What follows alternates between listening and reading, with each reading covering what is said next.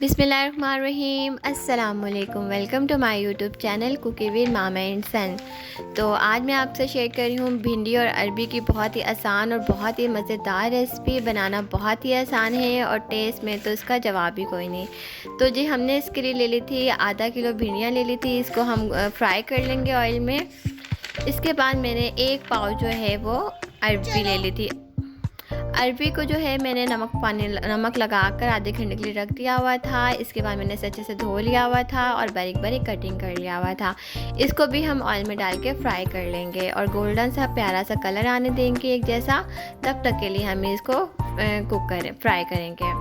यहाँ देखिए हमारी अरबी का कलर चेंज होना शुरू हो गया, गोल्डन सा कलर आ गया है। इसके बाद हम इसे निकाल लेंगे। बिस्मिल्लाहिर्रहमानिर्रहीम। फिर हम सेम वही कढ़ाई ली थी। इसके बाद मैंने इसके अंदर प्याज कटिंग कर दी। 2 मीडियम साइज़ की मैंने प्याज इसमें कटिंग कर ली थी। अच्छा, अरबी में जो है या भिंडियों में जो है प्याज जो है बहुत ही ज़्यादा अच्छी लगती है, इसलिए मैंने प्याज की क्वांटिटी थोड़ी ज़्यादा रखी है। 2 अदद हरी मिर्चें मैंने इसके अंदर शामिल कर दी हुई थी।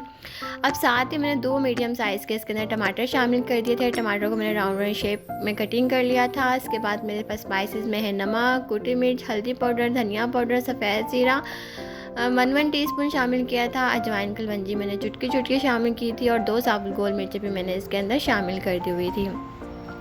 बस फिर हमने इस मसाले को बहुत ज़्यादा भूनना नहीं है, अच्छी तरह से हमने मिक्स करना है और टमाटर के नरम होने तक हमने इसको कुक करना है। यहाँ पर जी देखिए हमारे टमाटर सॉफ्ट हो गए हैं। इसके बाद इस स्टेज पर हम इसके अंदर भिंडियाँ और जो अरबी है हमने इसको फ्राई किया हुआ था वो हम इसमें शामिल कर देंगे और हम इसे करेंगे मिक्स। और ये आप पराठे के साथ, गरम गरम पराठे के साथ खाएं या गरम गरम रोटी के साथ खाएं, बहुत ही टेस्टी लगती है।